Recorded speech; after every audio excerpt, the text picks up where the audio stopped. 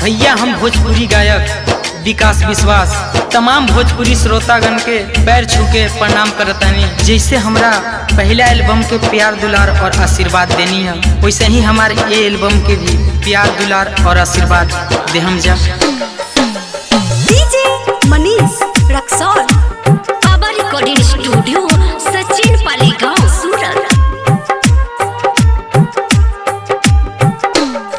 जानी पूछी हा हम कोई से जियत बानी, आंसू गम के हम घुट घुट के पियत बानी, आंसू गम के हम घुट घुट के पियत बानी। जानी पूछी हा हम कोई से जियत बानी, आंसू गम के हम घुट घुट के पियत बानी।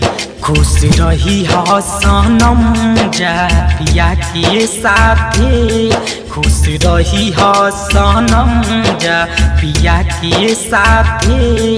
जहर आज तू खिला द जान अपना हाथे, जहर आज तू खिला द जान अपना हाथे।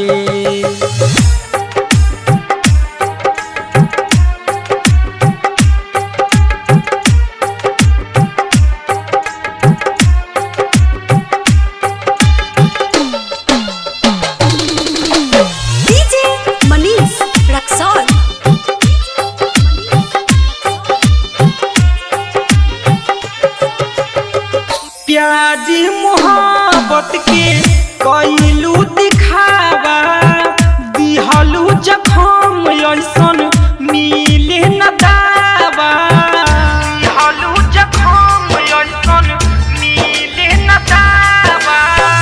प्यारी मोहब्बत के कइलू दिखावा, दिहलू जखम ऐसन मिले न दावा। खत्म कही दऊ प्रेम कहानी जाते जाते, खत्म कही दऊ प्रेम कहानी जाते जाते।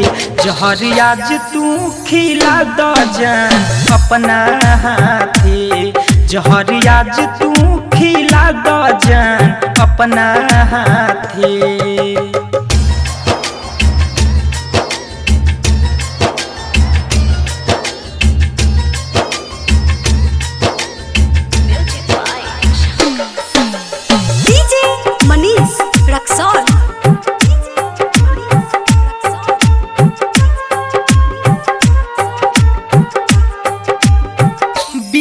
गहलू दौलत पतू मेहदी रचा के, धोखा सिद्धार्थ के दिहलू आपन बना के, धोखा सिद्धार्थ के दिहलू आपन बना के।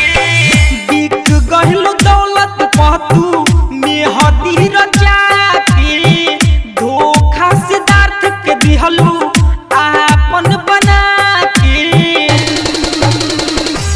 मिलल तुहरा खाता रख विकास के रुला के, मिलल तुहरा खाता रख विकास के रुला के। जहर आज तू खिला द जान अपना हाथे, जहर आज तू खिला द जान अपना हाथे। बाबा रिकॉर्डिंग स्टूडियो, सचिन पाली गांव, सूरत।